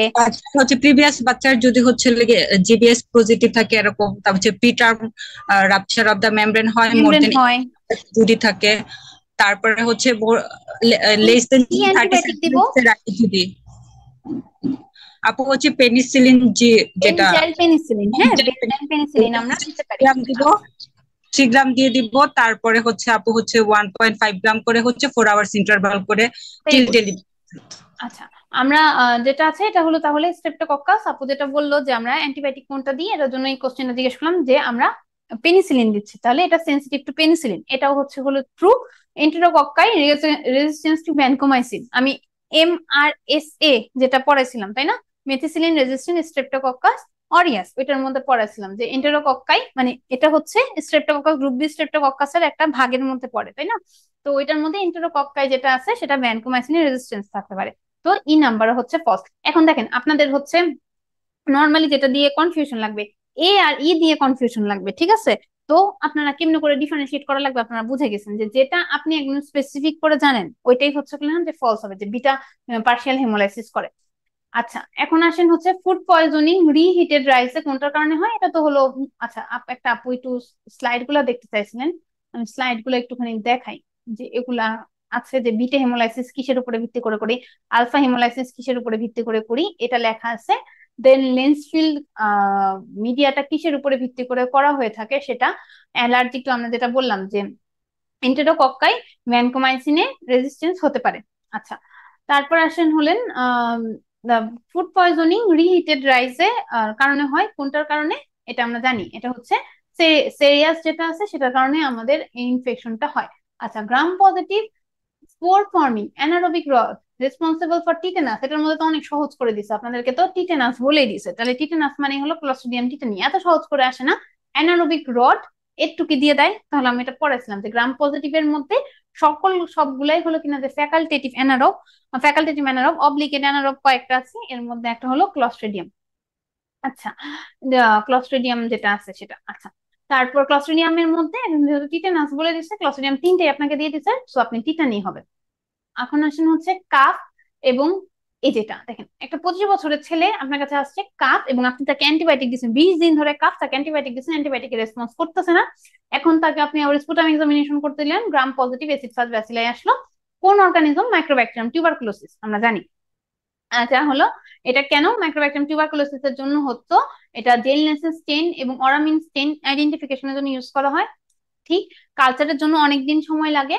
লোনস্টিন জেনসেন মিডিয়া এটার জন্য ইউজ করা হয়। তাহলে আমি কি দেখলাম? চারটাই ট্রু, তাই এটার অপশনটা হবে ই, অল অফ দ্য অ্যাবভ। কেবলমাত্র প্রথমটা ট্রু আসছে দেখে আমরা এর সঙ্গে সঙ্গে দাগায় ফেলবো না, আমরা অন্য অপশন গুলাও একটু পড়বো। আজকে যখন আমি পড়াচ্ছি আমি কিন্তু জাস্ট একটা অপশন দেখে চলে যাচ্ছি না, যেই অপশন গুলো সবগুলো অপশন কিন্তু আমি পড়ে যাচ্ছি সেটাই।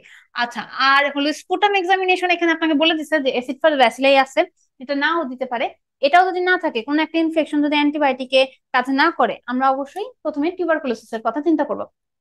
পেইনলেস যেটা আছে, প্রথমে 1 নাম্বার কথা, পেইনলেস একটা আলসারের কথা বলছে। পেইনলেস আলসার মানেই হচ্ছে আমার সিফিলিস। আর যদি পেইনফুল বলতো তাহলে আমি চিন্তা করতাম যে হ্যাঁ, এটা হচ্ছে হেমোফাইলাস জুকরি বা হার্পিস এগুলা।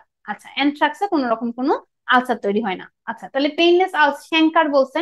তাহলে আমরা জানি যে সিফিলিসের 3টা ধাপ আছে, মেইনলি 3টাও না 4টা ধাপ আছে, কিন্তু সিমটম থাকে 3টা ধাপে। প্রাইমারি সিফিলিসে হচ্ছে এই পেইনলেস আলসার, যেটাকে আমরা শ্যাঙ্কার বলি সেটা। সেকেন্ডারি সিফিলিসে আমার স্পেসিফিক লেশন হচ্ছে কন্ডাইলোমা ল্যাটা, ল্যাটেন্টে তো কোনো কিছু থাকে না। আর হচ্ছে টারশিয়ারি থাকে হচ্ছে গুম্মা। তো আমার এখানে যেহেতু বলে দিচ্ছে শ্যাঙ্কার, সো আমার কোনটা হবে? সিফিলিস তো হবে অবশ্যই, তার সাথে হচ্ছে প্রাইমারি সিফিলিস স্পেসিফিক করে। আচ্ছা, তারপর আসেন হচ্ছে 25 বছরের সেক্সুয়ালি অ্যাক্টিভ মহিলা প্রেজেন্টেড করছে, frequency of micturition culture non diagnostic. কারণ কি? এটা ক্ল্যামাইডিয়া দিয়ে হয়েছে। ক্ল্যামাইডিয়া হচ্ছে একটা ইন্ট্রাসেলুলার অর্গানিজম হচ্ছে আমার ইয়েতে হয় না, আমার হচ্ছে কালচারে গ্রো করে না। যদিও আমার most common cause of UTI হচ্ছে ইকোলাই। ইকোলাই যেহেতু এখানে আবার একটা লেজ লাগাই দিচ্ছে যে কালচার হলো নন ডায়াগনস্টিক, সো আমি এখানে ইকোলাই দিতে পারবো না, কারণ ইকোলাই হলে যে কোনো কালচার মিডিয়াতেই গ্রো করে। যেহেতু এখানে স্পেসিফিক করে বলে দিচ্ছে, তো আমাদের এখানে ক্ল্যামাইডিয়া দিতে হবে। তো এগুলা একটু দেখে নিবেন। আচ্ছা, এখন হলেন যে ভাইরাস ফিকোরাল রুটে কোনটা হয়? Hepatitis A. ঠিক আছে, হেপাটাইটিস এ হচ্ছে আমাদের ফিকোরাল রুটে হয়। আরেকটা হেপাটাইটিস ভাইরাস আছে যেটা ফিকোরাল রুটে হয়, বলেন কোনটা? ই। ই। ই। হ্যাঁ, হেপাটাইটিস ই ভাইরাস যেটা আছে সেটাও ফিকোরাল রুটে হয়, এবং আপনারা জানেন যে ওই ভাইরাসটাই আমাদের জন্য বেশি ইম্পর্টেন্ট প্রেগনেন্সিতে, কারণ এটা প্রেগনেন্ট মহিলাদের জন্য অনেক বেশি হার্মফুল। ওই এ এর এগেনস্টে যেমন আমরা ভ্যাকসিনেশন দিই, বা এ জাস্ট খালি মাইল্ড সিমটম করে এরকম, এটা মূলত বাচ্চাদের সিভিয়ার ইনফেকশন করে, কিন্তু ইটা নিয়ে আমরা ভয় পাই। ই হলো মাদের ক্ষেত্রে সিভিয়ার ইনফেকশন করে। Single defect of congenital rubella syndrome, এটা আমি অলরেডি তো পড়ে ফেলছি আপনাদের।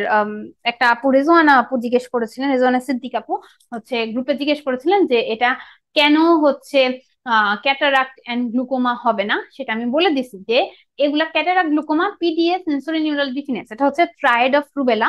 বা রুবেলাতে যদি বলে যে মোস্ট কমন সিমটম কোনটা, তাহলে আমাদের বলতে হবে সেন্সরি নিউরাল ডিফিনেন্স। এখানে দুইটা জিনিস আমাদের কোশ্চেন আমরা পাশাপাশি চিন্তা করি, আপনারা লিখে রাখেন এই কথাটা, দুইটা লাইন আপনার পাশাপাশি লিখে রাখেন। যদি কোশ্চেন আসে সেন্সরি নিউরাল ডিফিনেন্স এর মোস্ট কমন কজ কি? সেন্সরি নিউরাল ডিফিনেন্স এর মোস্ট কমন কজ হচ্ছে সাইটোমেগালোভাইরাস। আচ্ছা, এখন আসেন হচ্ছে আমাদের যদি বলে যে রুবেলার মোস্ট কমন সিমটম কি, মানে কনজেনিটাল রুবেলা সিনড্রোমের মোস্ট কমন সিমটম কি?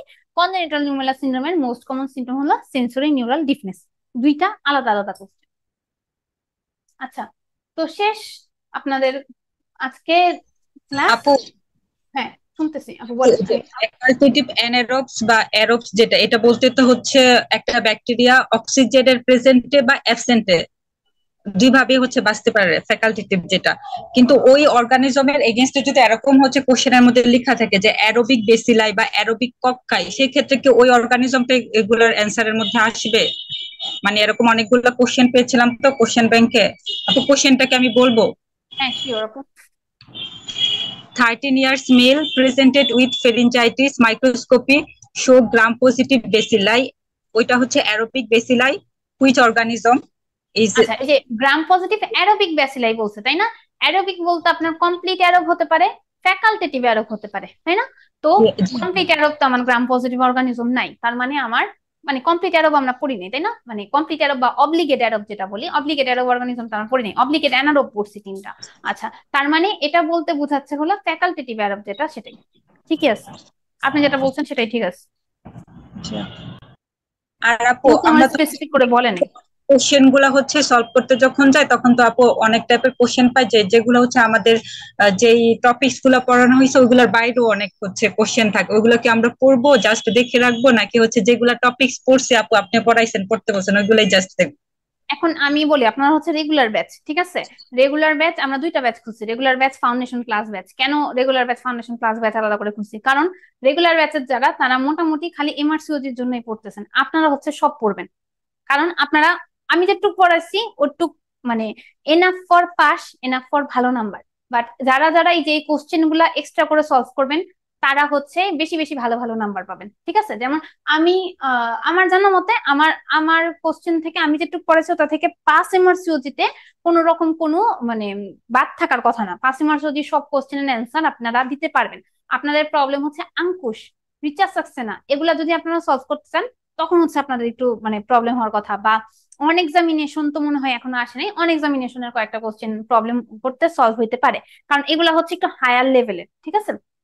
সো যদি সময় পান অবশ্যই যারা যারা পারবেন এই কোশ্চেন গুলো সলভ করে যাবেন, নাম্বার বেশি আসবে।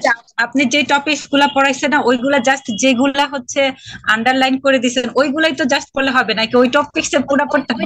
ওইটা পরীক্ষার আগের জন্য, ওইটা পরীক্ষার আগের দিনের জন্য, হ্যাঁ ওইটা হলো মাস্ট টু নো।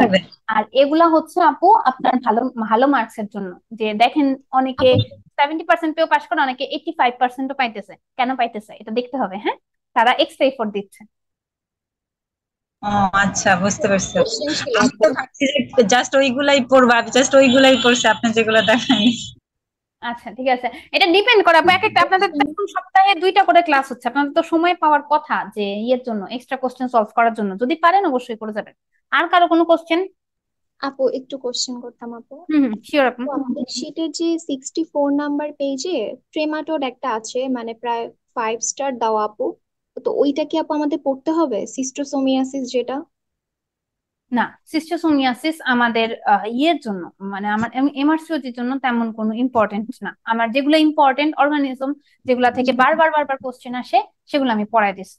পড়িয়ে দিয়েছেন। আচ্ছা আপু, আরেকটা কোশ্চেন হচ্ছে ম্যালেরিয়াতে আপু প্রেগন্যান্সিতে একদম কনফার্ম কোন ড্রাগটা আমি সেফলি দিতে পারবো? মানে একটা পেজে আপু আপনি পড়িয়েছিলেন 24 ম্যানেজমেন্ট অফ ম্যালেরিয়ার যে বক্সটা আপু, তো একটু প্রেগন্যান্সিতে আপু কোনটা সবচেয়ে সেফলি আপু দিতে পারবো? কারণ একটা কোশ্চেন সলভ করতে যে পেয়েছিলাম আপু। মানে ওইটার মধ্যে কি মানে যে কয়টা ড্রাগ আছে, ক্লোরোকুইন, মেফ্লোকুইন, সবগুলাই দেওয়া ছিল? সবগুলা তো দেওয়ার কথা না আপু। আপু ম্যানেজমেন্ট অফ ম্যালেরিয়াতে হচ্ছে কেমোপ্রোফাইলেক্সিস আর ট্রিটমেন্ট যে আছে না আপু, তো আমি জানতে চাইছি প্রেগন্যান্সিতে আপু কোনটা সেফ আপু? আমাদের প্রেগনেন্সিতে যদি ট্রিটমেন্ট অপশন হিসেবে জিজ্ঞেস করে, যদি সিভিয়ার ম্যালেরিয়া এই কথাটা উল্লেখ না করে, কেবলমাত্র ম্যালেরিয়ার কথা বলে, তাহলে আমরা ক্লোরোকুইনই দিব, ঠিক আছে? আর যদি কখনো বলে যে সিভিয়ার ম্যালেরিয়া এরকম যদি কোনো কথা স্পেসিফিক করে বলে দেয়, তাহলে আমরা আর্টিসোনেট দিব, আইভি আর্টিসোনেট। আর্টিসোনেট তাই না আপু? আইভি যদি আর্টিসোনেট। সিভিয়ার বলে, আমি আবার বলে দিচ্ছি, যদি একমাত্র সিভিয়ার বলে, সিভিয়ার না বললে ক্লোরোকুইনই ঠিক আছে। ওকে, এটা। আর আপু আরেকটা হচ্ছে যে আমাদের শীটে একটা চ্যাপ্টারে আপু ওভুলেশনের মানে ওসাইটের কিছু ছবি আছে, ওগুলা কি আপু এখানের জন্য দেখবো না এটার জন্য না আপু, আপনাদের স্লাইডের মধ্যে, আপনাদের শীটের মধ্যে একটুখানি ভুল আছে, এজন্যই দেখতেছেন আমি শীটটা অনেক বেশি ওলট পালট করে পড়াইছি। দ্যাটস ওয়াই যে আপনাদের কিছু ওভুলেটরি ছবি দেওয়া আছে, যেমন ওভামের মেবি একটা ছবি দেওয়া আছে, যে সেকেন্ডারি ওসাইটের একটা ছবি দেওয়া আছে কয়েকবারই, কিন্তু ওইটা হচ্ছে না, ওইটা এমব্রায়োলজির জন্য। এখানে আর কি চলে আসছে, আমরা রিকল থেকে কোশ্চেন নিয়ে নিয়ে করছি তো, যাতে আপনাদের সলভ করলে আপনার রিকলের কোশ্চেন গুলো বুঝতে পারেন, তো ওইখান থেকে চলে আসছে। We are sorry for that. পেজও ডাবল আছে। আচ্ছা আপু, এগুলো থ্যাংক ইউ আপু। আচ্ছা, এখন আমি বলে দিই যে মানে পড়ার স্টাইলটা কিরকম করে হবে। সবার মনে হয় কোশ্চেন করা শেষ, প্রথমে আমরা লেকচার সবাই দেখছি। আচ্ছা, যারা যারা লেকচার দেখেন নাই তারা তারা লেকচার দেখে ফেলবেন। আমি কালকে কথা বললাম কয়েকজনের সাথে, লেকচার দেখা হয় নাই। তো লেকচার যারা দেখেন নাই তারা লেকচার দেখে ফেলবেন, দেখে ফেলার পরে go through the sheet, sheet গুছাবেন। আমি এক্সট্রা করে যে স্লাইডটার কথা বলছি সেগুলো স্লাইড গুলা লিখে দিছি, সেই স্লাইড গুলা লিখে লিখে শিটের মধ্যে আটকায় রাখবেন। আচ্ছা, তারপরে কি করবেন, তারপরে কোশ্চেন সলভ করবেন। কোশ্চেন সলভ বাবু কোনটা কোনটা করব? পাস এমআরসিওজি প্রথম, পাস এমআরসিওজি হলো হালাল, ঠিক আছে। পাস এমআরসিওজি ফরজ বলে না, এটা হচ্ছে ফরজ, ঠিক আছে। যে আমার প্রথমে পড়তে হবে পাস এমআরসিওজি। আচ্ছা, এখানে একটা কথা আছে যে আপু মেইন বুকে বলে এখানে কোনো কিছু নাই, অনেকেই টিএস আমরা পাস করে আসছি পার্ট 1। তো আমরা যেমন দত্তটা একবার পড়ছি, তো এখানে কি এরকম দত্তের মতো কোনো বই আছে নাকি? আমি রেগুলার যে কোশ্চেন গুলা পাই এগুলা বলি। আচ্ছা, এখানে মানে একদম যদি মেইন বুক বলতে চান তাহলে এসেনশিয়াল অক্সফোর্ড রিভিশন নোট নামে একটা বই আছে, ইয়া মোটা বলে এইরকম। আর অক্সফোর্ড রিভিশন নোট নামে আরেকটা ছোট বই আছে। এখন আপু ওইটাকে পড়ার দরকার আছে নাকি? ওইটা পড়ার দরকার নেই। জাস্ট খালি আমি যেগুলা যেগুলা এক্সট্রা অক্সফোর্ড রিভিশন নোটে আছে আমি ওগুলা স্লাইডে নিয়ে আসছি, সেগুলো আমি বলে দিছি। তবুও আপনি যদি চান একবার জাস্ট খালি রিডিং দিতে পারেন, আপনার ওইটার মধ্যে এক্সট্রা কোনো কিছু নাই। আচ্ছা, তো আমার পড়া শেষ হওয়ার পরে এখন আমি কোশ্চেন সলভ করবো। কোশ্চেন সলভের জন্য যেটা বললাম যে পাস এমআরসিওজি হলো আমার ফরজ। পাস এমআরসিওজির পরে আমি আস্তে আস্তে করে অ্যান্ড্রোসিজার থেকে প্রথম প্রচুর কোশ্চেন আসে, ঠিক আছে। অ্যান্ড্রোসিজার পড়বো, বাইস দিয়ে পড়বো, অন এক্সামিনেশন পড়বো, ঠিক আছে। আঙ্কুশ রিচার্জ সাকসেনা আমার নিজেরই অনেক কঠিন লাগতো, সো আপনাদেরকে আমি এই দুইজনের বই পড়তে বলবো সবার লাস্টে। যদি টাইম পান তাহলে এই দুইটা একটু পড়ে যাবেন। এই দুইটা থেকে পড়ে গেলে কোশ্চেন আসে এবং এই দুইটার এক্সপ্লেনেশন অনেক ভালো করে দেওয়া আছে। এই দুইটার এক্সপ্লেনেশন যদি তাহলে আপনারা পড়েন তাহলে দেখবেন যে অনেক কিছুই আছে যেগুলা হলো একটু ক্লিয়ার হয়ে যাবে। তো এই সবাইকে অনেক অনেক ধন্যবাদ, আমরা মাইক্রোবায়োলজি শেষ করতে পারলাম। আপনারা সবাই অনেক বেশি অ্যাক্টিভলি পার্টিসিপেট করছেন, থ্যাংক ইউ। তো তারপরেও পড়েন, এখন পড়া তো আমাদের শেষই মোটামুটি। তবুও মাইক্রোবায়োলজি আমি বলবো যে এটা হলো পড়ার ক্ষেত্রে সবচেয়ে বেশি ভালো কাজ করে, যেটা 137 এই ইয়েতে যদি আমরা কাজ করি তাহলে সবচেয়ে বেশি ভালো কাজ করে। আজকে পড়ছেন, 3 দিন পরে এটা রিভাইজ দিবেন, 7 দিন পরে এটা রিভাইজ দিবেন, ঠিক আছে। তাহলে দেখবেন এই জিনিসটা আপনাদের সবসময় মনে থাকবে। তো এটা মনে রেখেন, এটাই কথা, যে পড়তে থাকেন, কোনো সমস্যা হলে তো আমি আছি। থ্যাংক ইউ সবাইকে। থ্যাংক ইউ আপু, আসসালামু